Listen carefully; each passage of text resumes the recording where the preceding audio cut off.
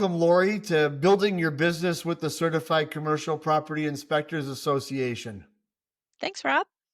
I think before we fire up and just dive into it, I want to know a little bit about you. What is Lori Greene and fire doors have to do with us? Okay, well, to start with, I work for Allegion. I'm the manager of codes and resources for Allegion. So if you're not aware of Allegion, we're a global security company and access company.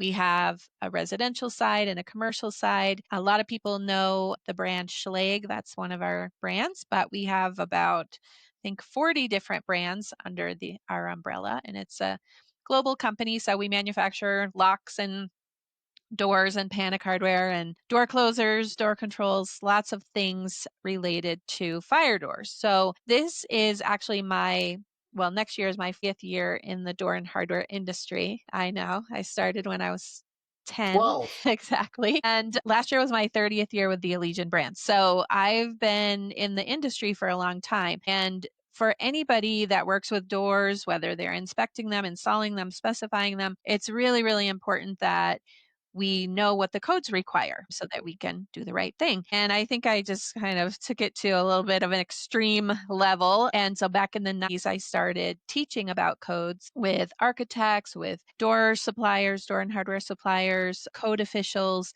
And little by little, I just got more and more involved. And so for about 15 years, my job is totally related to codes, not only just fire doors, but also egress, accessibility. A lot of electrified hardware code requirements have changed and are very confusing. So I also work in code development. So just changing the codes, making modifications to the codes. And then all of that rolls up into stuff that I report out on my website, which is iDigHardware.com. And I saw that website. What a terrific website. And we wrote a course for fire door inspections and used your website and your resources to help us. So thank Well, you. great. Great. I'm glad it was helpful. Yeah. So for those watching, if you recall in our standards of practice for performing commercial inspections, section 17 of our COMSOP is devoted entirely to fire door inspections. But let's go way before that. What actually is a fire door? Okay, so a fire door, depending on the type of door, the door might have different construction from a conventional door, especially if it's a wood door. The different cores for the different wood doors have different ratings. So it might be a 20-minute or a 90-minute door. With metal doors, there are 3-hour doors. So there are various ratings, and that is going to tell you how much protection that door will provide if there's a fire. And the doors are tested to make sure that they will withstand fire for that amount of time. But it's not only just the door, it's really the whole assembly. You have all the components, the door frame, the hardware, lock, panic, fire exit hardware would be panic hardware for a fire door, the door closer, anything that's going on to that door is a component. So it's the whole assembly that's going to be tested just to make sure that, if you think about a fire resistance rated partition in a building, if you didn't have fire doors, any place that you had a door opening, you'd have a big 3-foot by 7-foot hole in your fire protection. So these fire door assemblies are called opening protectives because they fill those openings in those partitions. So if we know that it's got to be constructed a certain way, so what is the purpose then of the fire door other than it's the portal that we go through in the middle of that fire partition? But why are they so important? So a lot of people get confused about fire doors. They think that fire exit, your egress door that leads outside is the same thing as a fire door. But really the purpose of a fire door, and doors can have more than one purpose, but the purpose of a fire door is to fill that opening and help compartmentalize the building to prevent the spread of smoke and fire and to protect the means of egress. So if you think about like a hotel room, the door to the hotel room is going to be a fire door, typically a 20-minute fire door. And if there's a fire inside that hotel room, the fire door is going to stay closed and latched if it's code compliant and working properly. It'll stay closed and latched, and it's going to help keep the fire within the hotel room and also protect the corridor as a means of egress for people to be able to escape. So when I might have a home inspector watching this, not a commercial property, but a home inspector, and they're very much used to that steel door between the attached garage and the house. Yep. And when we look at that door, we're thinking, oh, it's got that magnetic gasket seal. It's got a sealed threshold. It's got and it's supposed to have the auto closer and all that. But when I'm sitting in my hotel room and I see that half-inch, three-quarter-inch gap underneath it in the daylight, that's driving me nuts. Why is that one door for the residents so much different than that hotel door?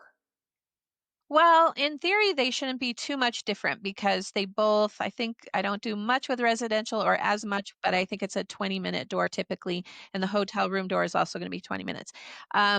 Their fire doors are allowed to have a gap at the bottom because of the way fires work and what happens during a fire and what happens during a fire test, because all of these assemblies are tested with real fires in a real furnace. They're allowed to have a 3/4 inch gap at the bottom, up to 3/4 of an inch. So I think in your hotel room, maybe you're seeing it more because you can see the light in the hallway or something like that. So you're noticing it more. But it is acceptable to have that gap there, and it doesn't affect how the door is going to perform if there's a fire. Excellent. Because when I think of the residential side, they're always worried about vapor too. They're always worried about that carbon monoxide coming from the Hmm. garage into the house. But we're not talking about that type of door, are we? We're talking about a fire separation door that's going to slow down that migration of fire and little smoke so that we can ostensibly, right, get out of the building. Right. That's the whole point of the fire door assembly is to compartmentalize the building, keep the fire where it is. Or, if you're in a hotel and there's a fire in another room, theoretically in your hotel room where there's no fire, you are protected from the fire in the other room or in an apartment or in an electrical room, those kinds of areas. We also see a lot of fire door assemblies in stairwells, and that the purpose there is to protect that stairwell as a means of egress so that if there is a fire, the building occupants can go down the stairwell and hopefully there won't be smoke and flames within that portion of the means of egress. So if I'm a novice inspector, especially an inspector that might not have taken our course yet, what is the easiest way to tell that that door's a fire door? Okay, so sometimes it gets a little tricky, but what should happen Generally is speaking. when you open the door and you look below the top hinge, you should see a label on the door. There should be a label or an embossment on the frame, but usually the door is easier to find and to see the label. And that's going to tell you that it's a fire door assembly. Usually the rating of the door, whether it's 20-minute, 45, etc. Um, the manufacturer, other information like what kind of hardware it's supposed to have, different information about the door.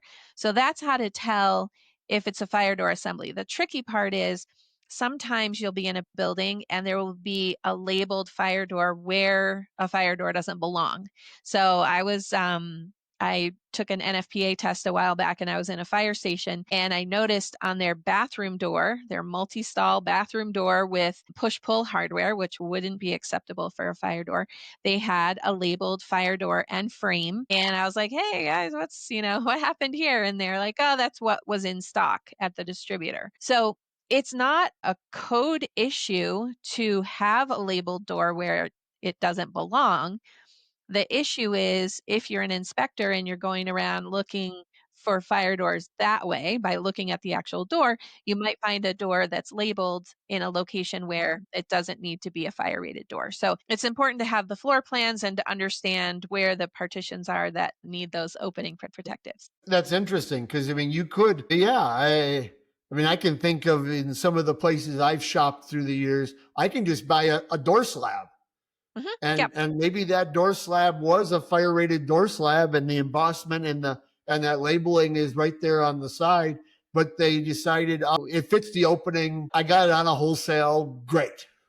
Or they get moved from one part of the building to another part of the building. If you think about a hospital with thousands of doors, that does happen. They'll have something in their warehouse and they'll be like, "Oh, it's the right size, it's the right swing. Let's put it in. And so it was a question came up a few years ago when everyone started looking at fire door inspections and thinking, now wait, is it okay to have a labeled door where I don't need one? So that's been Interesting. clarified in the NFPA codes. And what did they do to clarify that? So there was confusion. I'll try to keep it brief, but That's there's a okay. there's a requirement in NFPA that says that if you have a protective system like a sprinkler system that is visible to people, that sprinkler system has to be working, or if it's not required, it can be removed. So some of the code officials started thinking, oh, if I have a labeled fire door, that's obvious to the public, it's visible to the public, somebody might think that they will be protected behind that door. And so, most people, the general public, does not know anything about labeled fire doors. So it just, we went through this with NFPA to see what the actual intent of the code was. And what they decided was that no, that's not a life safety feature that's visible to the public. And so it's okay to have the label even if the door doesn't require it. It's interesting because in my mind, I would go, okay, I don't know who the next inspector is going to be. Yeah, and are they going to call that a fire door when they might not be versed? And is there a way that I can void the embossment by with some other protective thing? But yeah, I get exactly what you're saying. Yeah, you can remove the label, but the thing is you can't put it back. No, So if you remove the label and then you think, oh, wait, I actually do need a fire door here, or now I want to move this non-labeled fire door to another location, you can't put the label back. So, healthcare facilities were the ones that were really like, you got to help us figure this out and clarify the codes because, they don't want to have to go remove every single label in a place that it's not required. and especially a building that size that might have hundreds and hundreds of doors. Exactly, or thousands. Yeah, depends on the size. Yeah, Mayo Clinic, thousands. Smaller places, hundreds. I remember in a previous life, I actually spent a year replacing hinges on fire doors in a hospital. Mhm. Just because they weren't the proper hinge for that placement. I think it was going into operating rooms and places like that. Okay. So it was very interesting. So in this conversation, what buildings require fire doors and what you could be very general on that, but in a very broad basket, what are the buildings we're talking about that require fire doors? A lot of buildings. Yeah. Most buildings. So any building that has a fire rated stairwell within it, any building where in some buildings, you have electrical rooms or mechanical rooms that need fire rated doors and frames, multifamily buildings and hotels. So apartment buildings, hotels, there are many, many, many, many, many fire doors in those buildings because every door from the corridor into the unit is going to be a 20-minute rated door. So those buildings are really important to make sure that the fire doors get inspected and that they're code compliant and kept working properly. Any hospital, school, university, they're all going to have fire doors somewhere. And houses of worship, any places Mhm. that have people assemble, correct? It depends on the size and other things, whether you need fire doors there. That information would be found in the building code, also in the fire code, which is used throughout the life of the building. Most buildings, maybe there might be a strip mall or something where it's not required, but most buildings, especially if they are multi-story, are going to have fire doors somewhere. And I can think of when you said strip mall, that immediately came to mind of it's single story.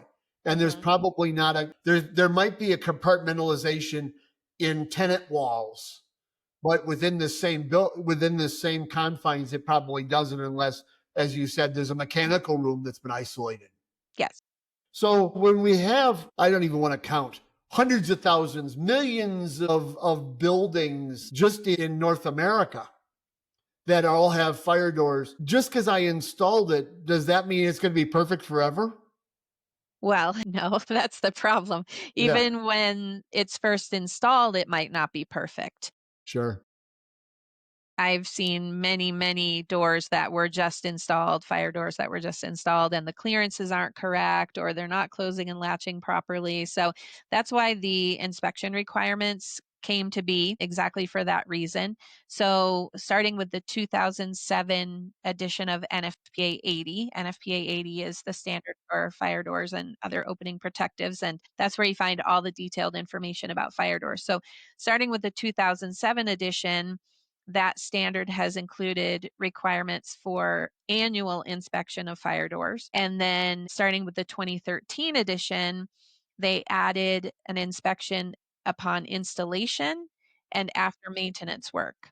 So, it's been a slow process getting that adopted and enforced. And people are like, what? I've got to inspect every single door every year. But the thing is, the end users, the owners and the facility managers of these facilities are realizing if they have a fire door inspection when the door is installed, which is now required, they're receiving a building with code compliant fire doors.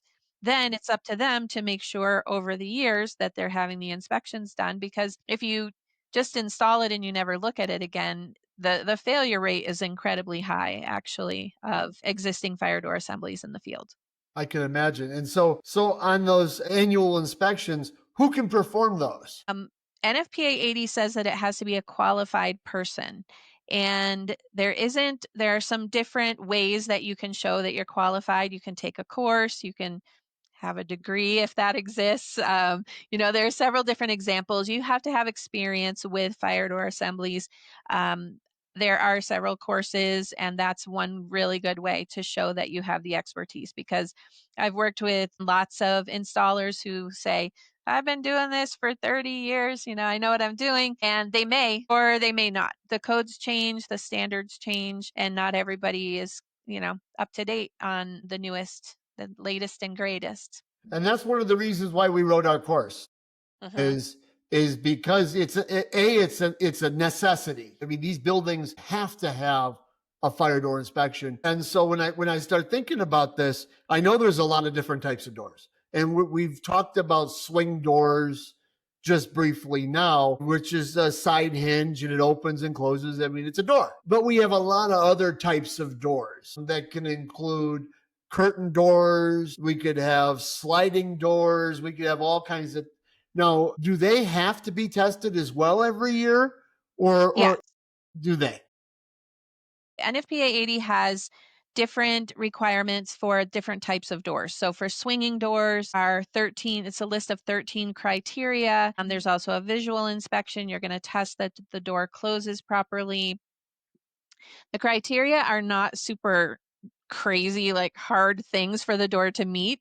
Is it closing and latching? Does it have any open holes in it? Has it been modified in a way that's not acceptable? Is the glazing correct and stuff like that? So then when you look at sliding and rolling fire doors, NFPA has a different section for that with another list of criteria. It's 15 inspection criteria, and the requirements are different. The things that you would look at on a rolling door, for example, would be different from a swinging door. And with a rolling door, there is a requirement for 2 drop tests. So the first drop test is to make sure that the door closes and it all works fine.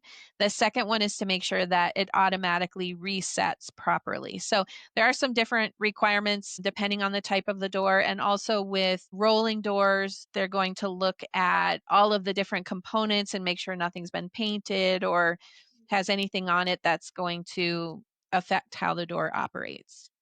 Just recently, I was in a building in Arkansas that was a large community center, and it had 2-story tall by almost 25-foot wide rolling fire doors Wow. that went over the glass that separated the community gymnasium space from the walking space, because they had glass in the stairs that were part of the exit plan. So it was very interesting doors. I'm like, I shudder to think of what it would take to do a drop test on those doors and the large noise it would make. Well, hopefully there's something that slows the door so it's not actually a drop. But yeah, I can imagine I've never run into that application on a door that big, at least. Yeah, it was monstrous, and it was fun to take some photos of it and put it into a video I was making. But I'm standing back going, all right, if I'm doing a fire door inspection on this building, I'm either going to exclude the drop test, Hmm. or I'm going to have to rent a lift to help me get this thing back up and make sure that everything is just set. Yeah, it's complicated. Yeah, yeah, very much so. Um, so I'm thinking in my mind, so fire doors, we're compartmentalizing the fire. I know I've been on your website and I've seen what you have. The photos that you show of fire on one side of a door and the occupants on the other, and how clean that door is. I don't know of a better testimony in the world of why fire doors are not so serious or that much important.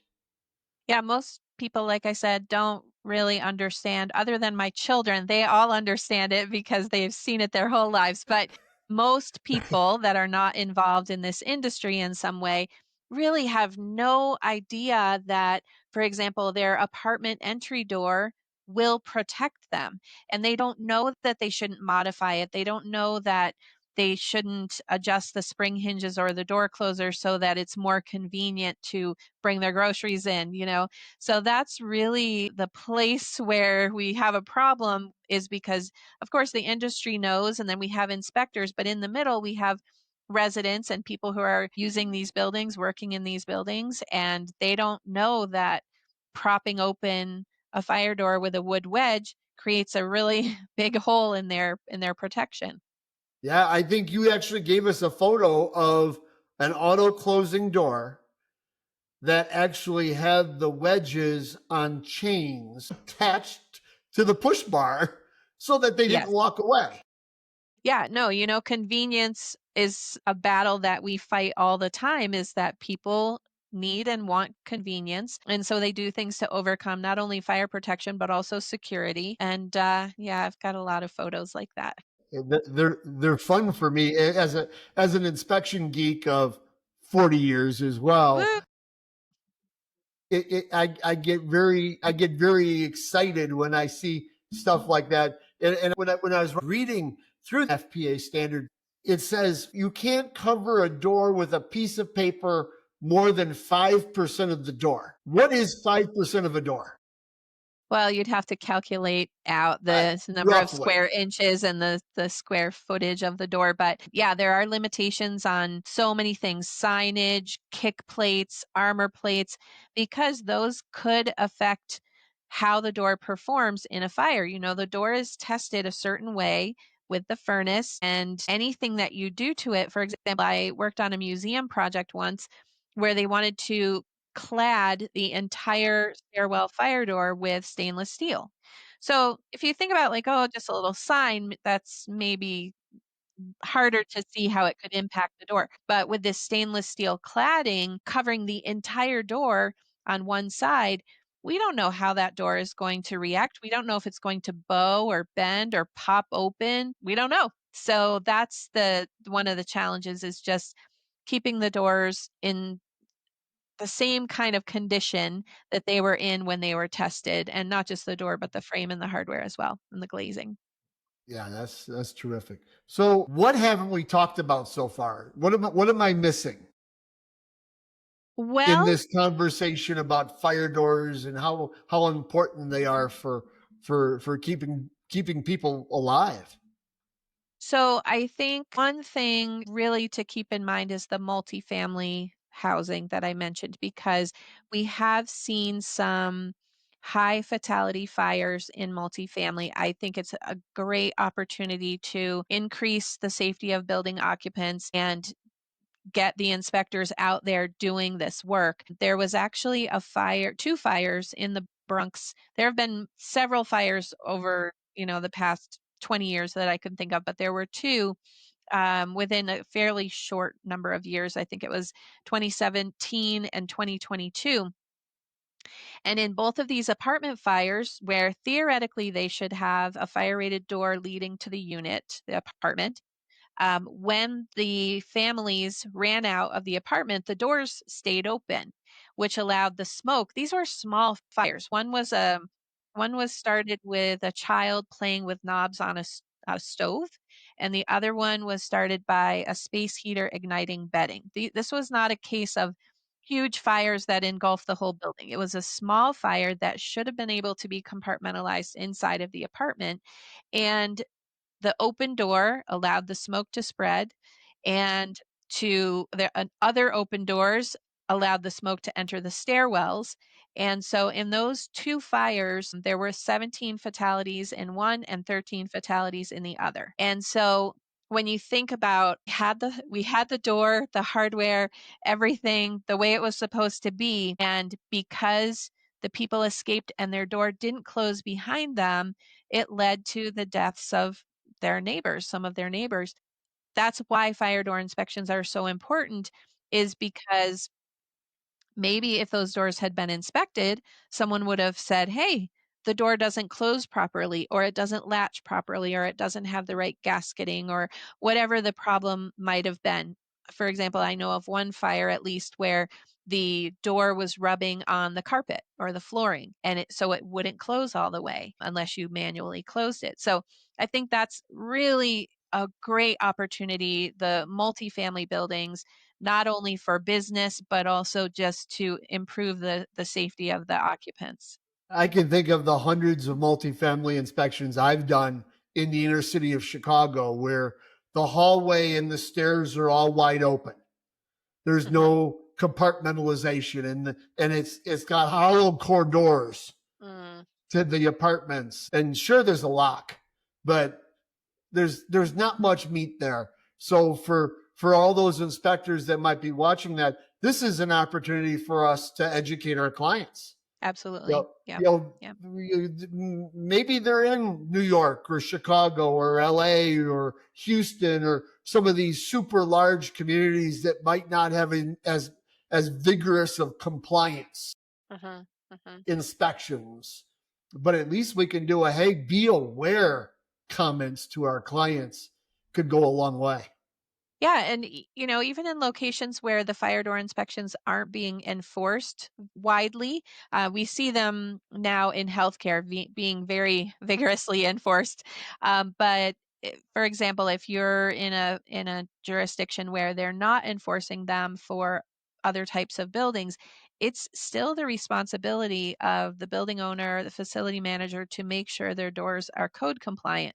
The inspections are really just a tool to make sure that the doors are code compliant. If they're not and something happens, everybody has liability to worry about. And so even if the fire marshal isn't coming in to look at that report, I just think it's the responsibility of the building owners and the property managers to make sure that they're protecting the building occupants in their buildings, and they're protecting themselves from liability. And the inspections are a great tool for that. I don't know if you saw during your research on my website, I have a laminated card that lists all the criteria for fire door inspections and some other information. So those can be really good to help educate clients and building owners, et cetera. So those are available on the fire door page of iDigHardware, and there's videos and lots of other information. And I know you sell door gapping tools, you sell all those things. So I think it's fabulous. And I think at that note, Lori, thank you so much for spending a little bit of time with me today. I think fire doors are a critical element to any building safety. And I mean, for 40 years, you've been carrying, I don't want to say carrying the torch, but you've been carrying the banner for public safety. And thank you. Well, thanks. Thanks for having me. And I'm always happy to spread the word a bit. Yep. Be safe, and thank you again for spending time with the Certified Commercial Property Inspectors Association. Of course, anytime. Thank you.